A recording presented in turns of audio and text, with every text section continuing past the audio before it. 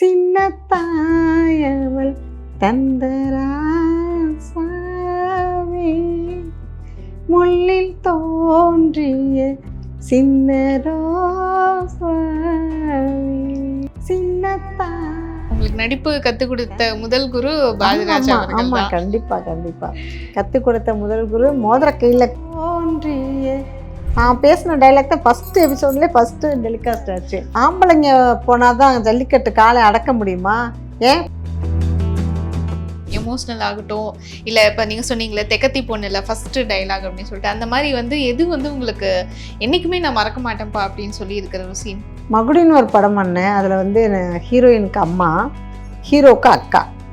அந்த படத்தில் எனக்கு பொண்ணாக நடித்தவங்க வந்து என் தம்பியை தான் நீ கல்யாணம் பண்ணிக்கணும், என் தம்பி எனக்கு சாமி அப்படின்னு கொஞ்சம் டைலாக் நிறையா வரும். அது சொல்லி உட்காந்து அழுது இது பண்ணுவேன். நீங்கள் சமைச்சு கொடுக்கறதுல வந்து பசங்களுக்கு ரொம்ப ஃபேவரட்டான ஃபுட் எது? நீங்கள் சாப்பிட்டதுல வந்து ஃபேவரட்டான ஃபுட் எது? நான் சமைச்சு கொடுக்கறதுல மீன் குழம்பு நல்லா வைப்பேன். என் பசங்களுக்கு ரொம்ப பிடிக்கும். நான் சமைக்கிறது எல்லாமே ரொம்ப பிடிக்கும். எங்கள் அக்காவுங்க இவங்களுக்கு எல்லாருக்குமே நான் ஒரு பிரியாணி பண்ணுவேன். ரீசெண்டாக வந்து அவருடைய மகன் மனோஜ் பாரதிராஜா இழப்பு அப்படிங்கிறது யாருமே எதிர்பார்க்காத ஒரு விஷயம். எப்படி அது நீங்கள் அவர் அந்த செட்டு அந்த சமயத்தில் அவர் வந்திருக்காரா, இல்லை நீங்கள் எதுவும் அவர்கிட்ட பேசியிருக்கீங்களா? அவரை பற்றின மெமரிஸ் ஷேர் பண்ணுங்க. உண்மையிலேயே மனசு ரொம்ப அது எப்படி சொல்லனே தெரில. அங்கே ஷூட்டிங் தெக்கத்தி பொண்ணு ஷூட்டிங் ஸ்பாட்டுக்கு வந்திருக்கா. அப்படி மனோஜ் தம்பி வந்திருக்கும். நாங்கள் எல்லாம் ஃபோட்டோலாம் எடுத்திருக்கேன். நல்ல டைப்பு, நல்லா பேசுவாங்க. அங்கே பார்த்துருக்கோம். அதுக்கப்புறமா நேரில் நான் பார்த்ததில்ல. இடையில வந்து நான் இங்கே வந்து ஃபீல்டுக்கு வந்து எல்லாம் இது பண்ண பிறகு ஒரே ஒரு நாள் வந்து ஒரு ஃபோன் காலில் வந்து பேச வேண்டியது இருந்துச்சு. ஃபோன் கால்னால் அப்போது இந்த ஏதோ ஒரு ரூம், ஏதோ ஸ்டுடியோ ரூமோ ஏதோ ஒன்று சம்திங், எனக்கு கரெக்டாக அது என்னன்னு சொல்ல தெரில. அவங்ககிட்ட ஃபோனில் பேசும்போது அவர் மனோஜ் தம்பி வந்து சொன்னாங்க, இவங்க பெரிய ஆர்டிஸ்டாக வர வேண்டியவங்க, அப்பாவோட இதில் நடித்தாங்க, இன்னும் அவங்களுக்கு நிறைய டேலண்ட் இருக்குது, பெரிய லெவலில் வருவாங்க அப்படின்னு சொல்லி நம்மளை மற்றவங்ககிட்ட பெருமையாக சொன்னேன். அப்படி அது கொஞ்சம் சந்தோஷமாக இருந்துச்சு. அப்புறம் இறந்த பிறகு போயிட்டு வந்தேன். நானும் போய் பார்த்துட்டு வந்தேன். உண்மையிலே எதிர்பார்க்கவே இல்லை அப்படி இந்த அளவுக்கு இப்படி ஆகும்ட்டு. இப்போ நீங்கள் வந்து ஊரில் எல்ஐசி ஏஜென்ட்டாக இருந்தீங்க, பட் நடிப்பு அப்படிங்கிறது ஒரு டிஃப்ரெண்ட் ஜானர் இல்லையா? ஸோ ஒரு கேமரா முன்னாடி நடிக்கணும் அப்படிங்கிறது வந்து நிறைய பேர் வந்து கற்றுக்கிட்டு வருவாங்க முறையாக, இல்லைன்னா வந்து ட்ரெயின் ஆவாங்க. பட் உங்களுக்கு வந்து ஒரு வாய்ப்பு கிடைக்குது அப்படின்னு சொல்லி உள்ளே வந்துட்டீங்க. பட் அந்த கேமரா முன்னாடி நின்ன முதல் தருணம் அப்படிங்கிறது எப்படி, நீங்கள் அது ஞாபகம் இருக்கா? அதெல்லாம் நல்லாவே ஞாபகம் இருக்குது. ஏன்னா இப்போது வேற யாராவது நம்மளை இன்ட்ரடியூஸ் பண்ணியிருந்தாவோ, இல்லை வேறு யாரோட இதுலேயே வாய்ப்பு கிடச்சி போயிருந்தாவோ எனக்கு இந்த ஒரு இது வந்திருக்குமான்னு தெரியல. ஏன்னா நான் பாரதிராஜா சாரோடது வந்து யதார்த்தமாக பண்ணுறோம். கலோக்கியில் அவர் பேசுறது வைக்கிறதா ஊர்க்காரங்க மாதிரி பேசி அசால்ட்டாக அப்படி பண்ணிட்டு போகிற மாதிரி தான் அந்த ஒரு விஷயம். ஃபஸ்ட்டு நான் பேசின டைலாக் தான் ஃபஸ்ட்டு எபிசோட்லேயே ஃபஸ்ட்டு டெலிகாஸ்ட் ஆச்சு. என்னது, ஆம்பளைங்க போனால் தான் ஜல்லிக்கட்டு காலை அடக்க முடியுமா? ஏன் பொம்பளைங்க நாங்களும் அடக்குவோம், இதுதான் டைலாக். இதை எங்கே பேசினார், சாதாரணமாக பேசினேன். இதே தான், வேறு எந்த இதில் இப்படியே அங்கே கேமரா முன்னாடி நடிச்சிடணும் சரியா அப்படின்னு. ஓகே, அது தெரியல உண்மையில. நம்ம கஷ்டப்பட்டோமா நடிக்கும்போது, கூச்சப்பட்டோமா சங்கடப்பட்டோமா, அதுமே எதுவுமே தெரியல. ஏன்னா அதுக்கு முன்னாடியே நான் ஸ்கூல்ல எல்லாம் ஸ்டேஜ்ல எல்லாம் டான்ஸ் பண்ணியிருக்கேன், எல்லாம் பண்ணியிருக்கோம். அதனாலயே என்னன்னு தெரியல, அந்த ஸ்டேஜ் பேர் இல்லை, கேமரா பேர் இல்லை நம்மளுக்கு. ஸோ உங்களுக்கு நடிப்பு கற்றுக் கொடுத்த முதல் குரு பாரதிராஜா அவர்கள் தான். ஆமாம், கண்டிப்பாக கற்றுக் கொடுத்த முதல் குரு மோதிர கையில் கொட்டு அது மாதிரி.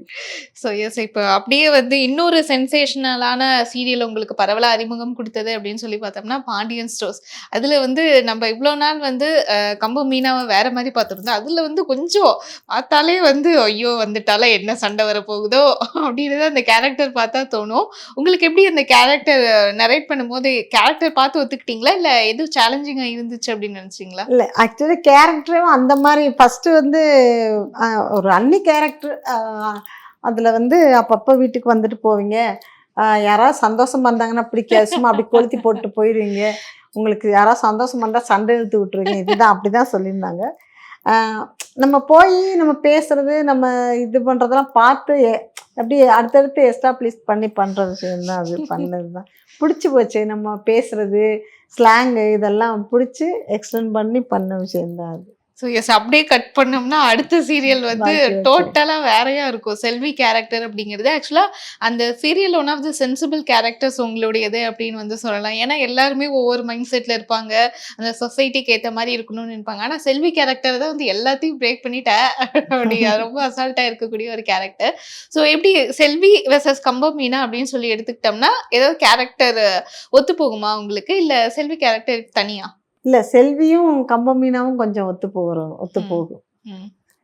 கஸ்தூரி கூட கஸ்தூரியும் இருக்கு, செல்வியும் இருக்கு. ஒத்து போகும் அப்படின்னு சொல்ல முடியாது.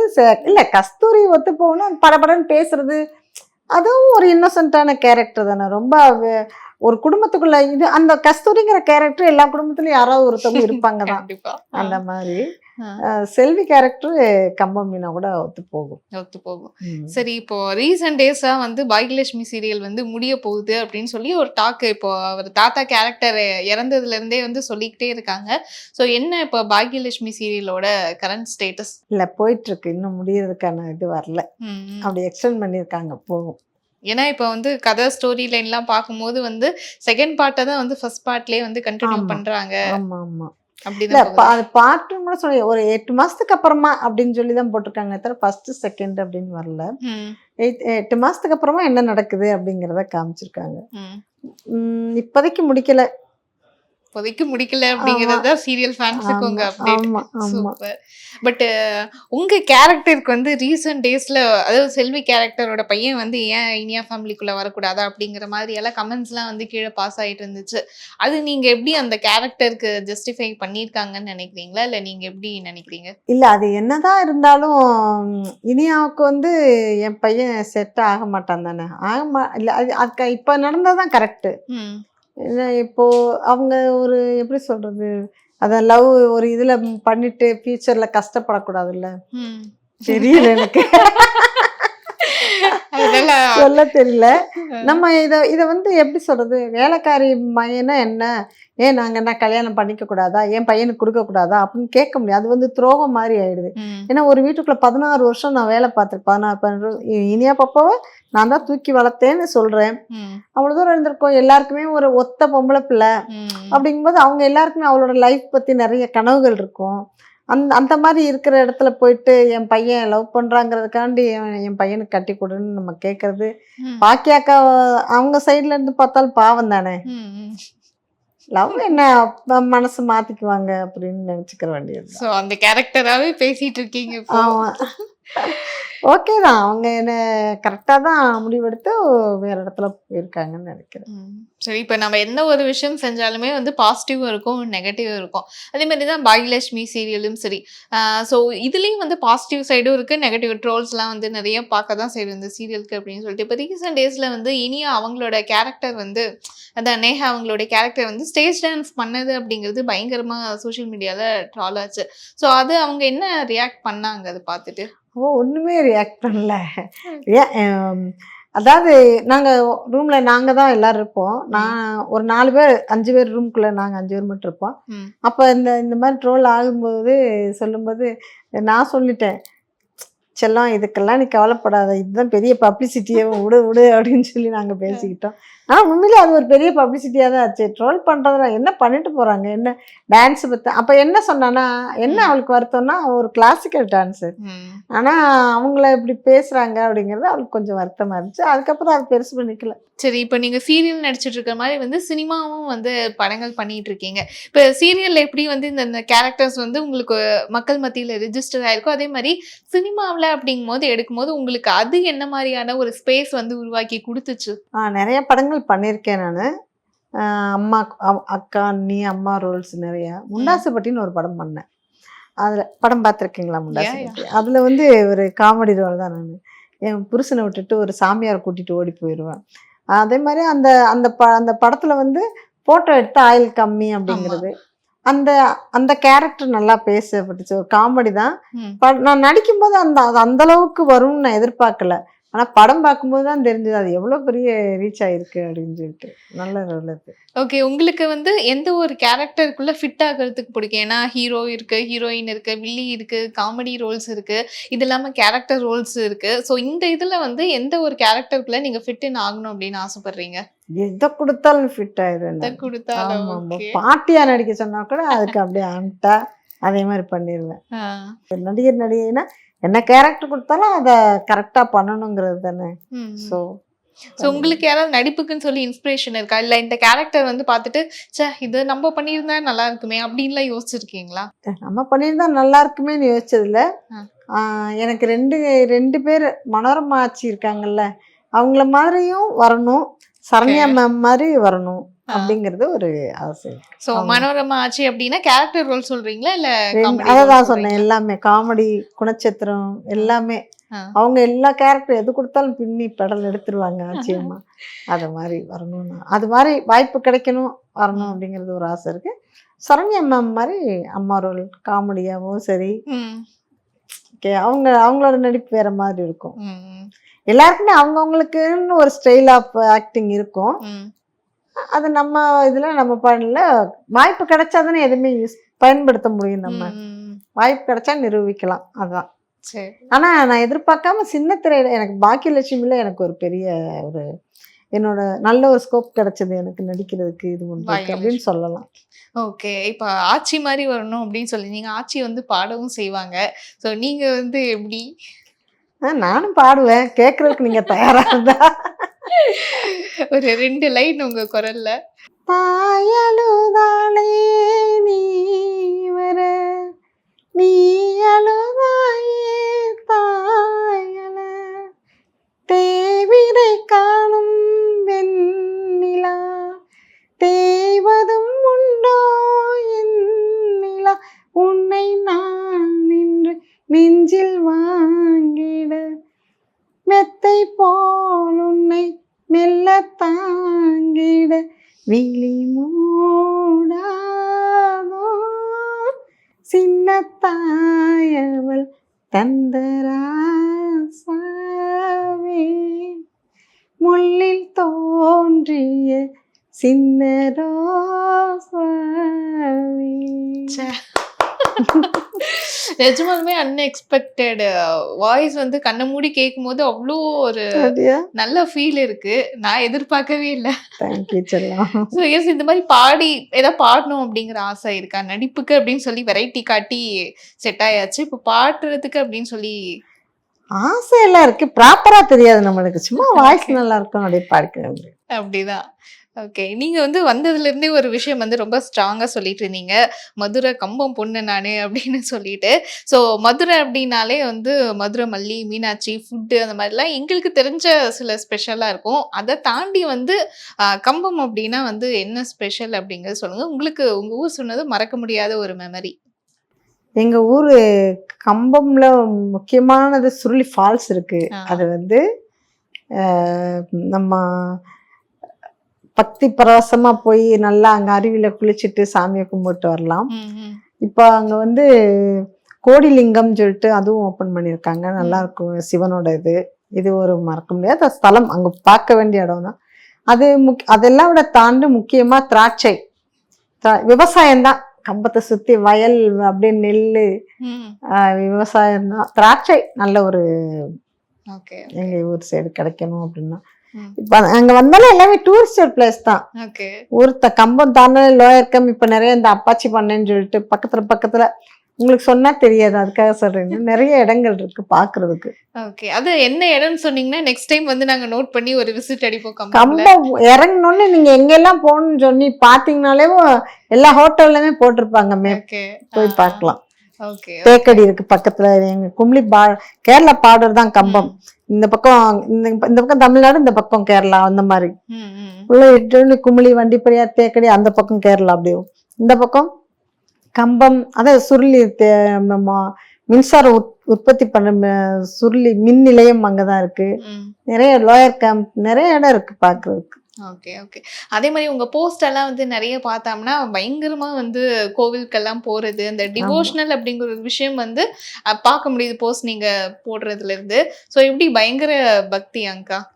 ஆ, தீவிர சிவபக்தை நானு. எனக்கு எல்லாமே அவர்தான் அப்படின்ற ஒரு நம்பிக்கை இருக்கு. எனக்கு எது நடந்தாலும், நல்லது நடந்தாலும், கெட்டது நடந்தாலும் அவர் காட்டுற வழிதான். அது அப்படின்னு சொல்லி தான் அந்த நம்பிக்கை இருக்கு. எனக்கு இஷ்ட தெய்வம் சிவன். ம். தீவிர சிவபக்தி. எனக்கு குலதெய்வம் முருகன். ம். முருகன், சிவன் 2 பேரும் தான் ம். நம்மளுக்கு. எப்பயுமே இன்னொன்னு நான் சாமி எங்கே போய் கும்பிட்டாலும் சாமிகிட்ட அதை கொடு, இதை கொடு, அப்படி வரணும் அந்த மாதிரிலாம் நான் வேண்டினதே கிடையாது. இது நிறைய இடத்துல சொல்லியிருக்கேன். எது நடந்தாலும் நீ காட்டுறதா, நான் எனக்கு நல்லது நடக்குதா, நான் நல்லது பண்றேனா அதுவும் நீ பண்றதா, நான் கெட்டது பண்ணாலும் நீ சொல்றதுதான். ம். நீங்க என்ன சொல்றீங்களோ அதுதான் நடக்குது, என்னை நல்ல வழியில கொண்டு போங்க, அவ்வளவுதான். எது ம். நல்லதுன்னு தெரியுதோ அதை பண்ணுங்க அப்படின்னு தான் சாமி கும்பிடுவேன். ஏதாவது ஒரு சிலிர்ப்பான அனுபவம் இருக்கா? நம்ம இது எதிர்பார்க்கவே இல்ல. இல்ல இத எதிர்பார்த்துட்டு இருந்தோம். இது ஒரு தெய்வாதீனமா நடந்துருச்சு அப்படின்னு சொல்லி உங்களுக்கு உள்ள ஒரு உணர்வு இருக்கும் இல்லையா? அந்த மாரி ஏதாவது ஒரு சம்பவம் இருக்கா? இப்போ என் சின்ன பையனுக்கு கல்யாணம் ஆகி ஒரு 2 வருஷம், ஆமா 2 வருஷம் குழந்தை இல்ல, 1.5 வருஷம்னு வச்சுக்கலாமே. ம். கரெக்டா சஷ்டி விரதம், கந்த சஷ்டி, நான் வருஷம் வருஷம் சஷ்டி விரதம் இருப்பேன். ம். அப்ப நான் இருக்கும்போது என் மருமகளும் நானும் விரதம் இருக்கேன் இந்த வருஷம் அப்படின்னு சொல்லி அப்பதான் ஃபர்ஸ்ட் டைம் சஷ்டி விரதம் இருந்தாங்க. ஓகே. கரெக்டா சஷ்டி ஆரம்பிச்சு அப்ப சஷ்டி ஆரம்பிக்கிறதுக்கு முன்னாடி தான் பீரியட் ஆயிருந்தாங்க. சஷ்டி முடிச்சோன்னே அதுக்கப்புறம் அப்படியே அவங்க பீரியட் ஆகவே இல்லை, அப்படியே குழந்தை நின்றுச்சு. ஆ. அதெல்லாம் அது அது பெரிய விஷயம்தான். அது மட்டும் இல்ல, அதே மாதிரி இப்ப அவன் பிறந்துட்டான். பிறந்து 1.25 வயசு தான் ஆகுது. 2வது வருஷம், அதுக்கு அடுத்த வருஷமும் குழந்தை இருந்தாலும் அவங்களும் சஷ்டி விரதம் இருந்தாங்க. ம். திருப்பி அப்படியே குழந்தை நின்றுச்சு. ஓகே. இப்ப அதுதான் நீங்க பார்த்திருப்பீங்க, வளைகாப்பு ஆமா, ஆமா, வச்சிருந்தோம். ஆமா. ஆ. பெரியவனுக்கு 1.5 வயசு தான் ஆகுது. இப்போ 2வது குழந்தை. இதெல்லாம் முருகனோட செயல் அப்படின்னு தான் சொல்லுவேன்.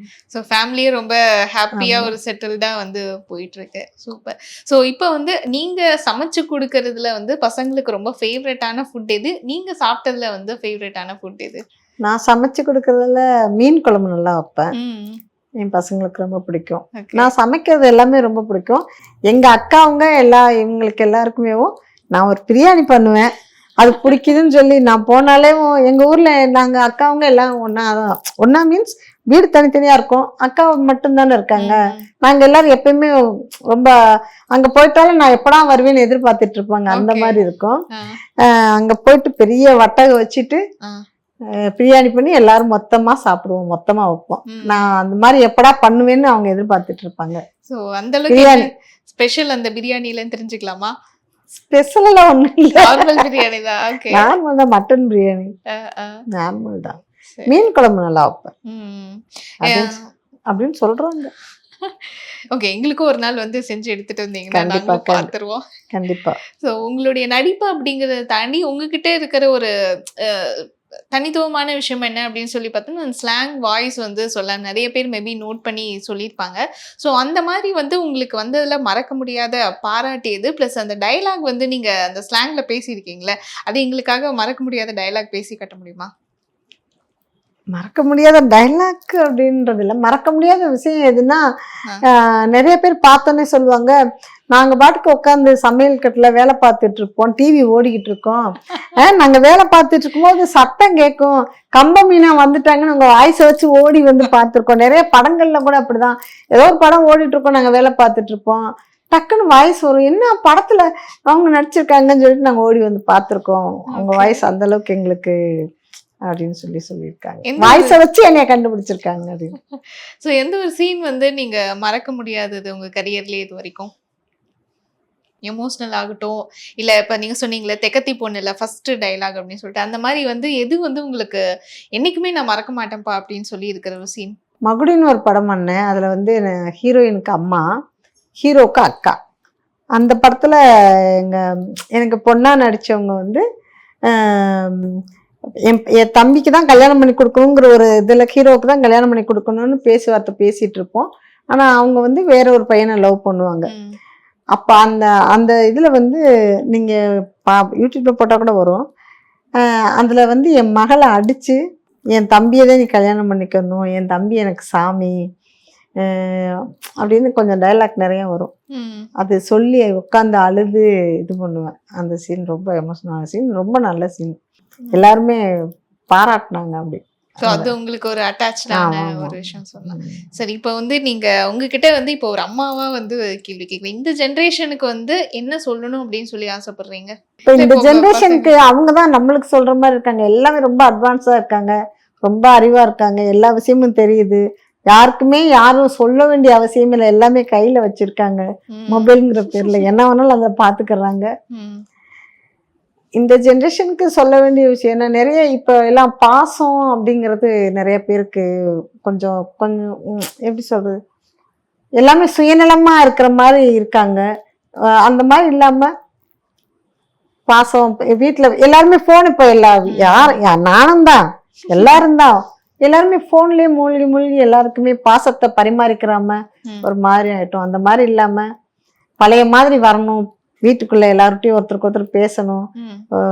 எல்லாத்தையும் பகிர்ந்துக்கணும் அப்படிங்கிறது நான் சொல்லுவேன். உங்களுடைய விருப்பம் ப்ளஸ் அட்வைஸ் அப்படின்னு வந்து ஆமா. சொல்லலாம்.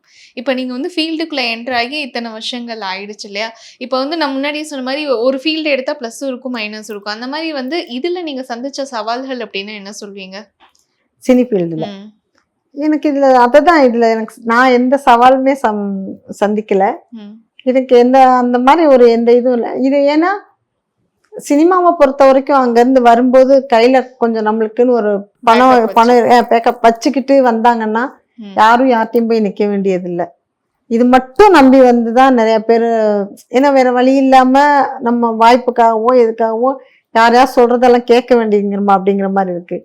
நான் பேசிக்காக எல்ஐசி ஏஜெண்டாக இருந்து எனக்குன்னு கொஞ்சம் எனக்கு ரெனுவல் கமிஷன் வந்துச்சு, எல்லாம் வந்ததுனால எனக்கான தேவைகளை நான் ஆல்ரெடி எனக்கு பேக்கப் பண்ணி வச்சிருக்கனால ம், எனக்கு வேற நம்ம வேணும்னா பண்ண போறோம், படம் நடிக்க ம், போறோம், வாய்ப்பு கிடைச்சா பண்றோம், இல்லைன்னா இல்லை. ம், அந்த மாதிரி போயிட்டு இருந்தனால எனக்கு வேற எந்த சவால் நான் சந்திக்கல. ம். சின்ன திரையில இருந்து நிறைய பேர் வெள்ளித்திரைக்கு வந்து வந்திருக்காங்க. அதுல நடிகர் ஸ்ரீ அவரும் ஒண்ணு. மாநகரம், மிருகப்பற்று இந்த மாதிரியான ஆமா ஆமா படங்கள் நடிச்சிருந்தாரு. இப்ப அவருடைய ரீசன்ட் வீடியோஸ்லாம் வந்து பயங்கர ஷாக்கிங்கா இருந்துச்சு. ஆமா. அவர் ஏன் இப்படி ஆயிட்டாரு அப்படிங்கிற ஒரு கொஸ்டின் தான் வந்து வீடியோஸ் பார்த்த எல்லாருமே வந்து கேட்டுட்டு இருந்தாங்க. ஸோ அவர் உங்களுக்கு தெரியுமா? இல்ல அந்த வீடியோஸ் பார்க்கும்போது உங்க ரியாக்ஷன் எப்படி இருந்துச்சு? ரொம்ப கஷ்டமா தான் இருந்துச்சு, பாவமா இருந்துச்சு. என்ன எதனால இப்படி என்ன ஏதுன்னு தெரியல. ம், நம்மளும் மற்றவங்கள மாதிரி என்ன போடுறாங்களோ அத்தனை படிச்சு தெரிஞ்சுக்கிறோம், உண்மை என்னன்னு யாருக்குமே தெரியாது. ம், ம், இப்போ 6 மாசத்துக்கு முன்னாடி கூட பார்த்தோம், நல்லா தான் இருந்தாப்புலன்னு சொல்றாங்க. ம். எதனாலன்னு தெரியல. சரி. பாவம் தான், அதாவது மன உளைச்சல்ல இருக்காரு, தனிமையில இருக்காரு அப்படிங்கிறாங்க. அதுக்காக தான் சொல்றேன், ஒருத்தருக்கு ஒருத்தர் ஏதாவது மன உளைச்சல் இருக்காங்கன்னா பேசி ம், இப்போ ரொம்ப தனியாவே இருந்தாலும் மென்டலா அவங்க வந்து ஒரு மாதிரி ஆயிடுவாங்கல்ல. ம். அவங்களுக்கு அன்பு தேவை இருக்கும், ஏதோ ஒரு பரிமாறிக்கலாம் அவங்க. அந்த ஒரு இதனால கூட நிறைய பேர் கொஞ்சம் ஒரு மாதிரி ஆயிடுறாங்க அப்படின்னு ம். சொல்லிட்டு. சரி, இப்போ ஃபைனலா இந்த கொஸ்டின். இப்போ சீரியஸ் தாண்டி அடுத்து என்னென்ன ப்ராஜெக்ட்ஸ் வந்து பண்ணிட்டு இருக்கீங்க? பெரிய திரையாகட்டும், சின்ன திரையாகட்டும். பெரிய திரையில இப்போதைக்கு எதுவும் பண்ணல நான். சின்ன திரையிலையுமே பாக்கியலட்சுமியும் வள்ளியின் மேலன்னு போயிட்டு இருக்கு ஜீல. ம், ம். அதனால வெயிட்டிங். ஏன்னா இது 1 to 15, அது 15 to 30. ஓகே. ஒரு ஒரு மாசத்துல மாசத்துக்கு 15 கரெக்ட்டா. நாள் தான் இருக்கு. அதனால அப்படியே போயிட்டு இருக்கு, ஸ்மூத்தா போயிட்டு இருக்கு. ஓகே. ரொம்ப பிஸியா இல்ல. போ ஓகே. அடுத்தடுத்து வந்து நீங்க ஆசைப்படுற மாரி ஆச்சி மாதிரியான ரோல்ஸ்லாம் ஹெவியா வந்து இன்னும் நடிப்புல வந்து பல உயரங்கள் தொட வாழ்த்துக்கள். And thank you so much. இவ்வளோ நேரம் நெறைய விஷயங்கள் ஷேர் பண்ணீங்க. Thank you so thank you much. செல்லம், ரொம்ப தேங்க் யூ. நன்றி.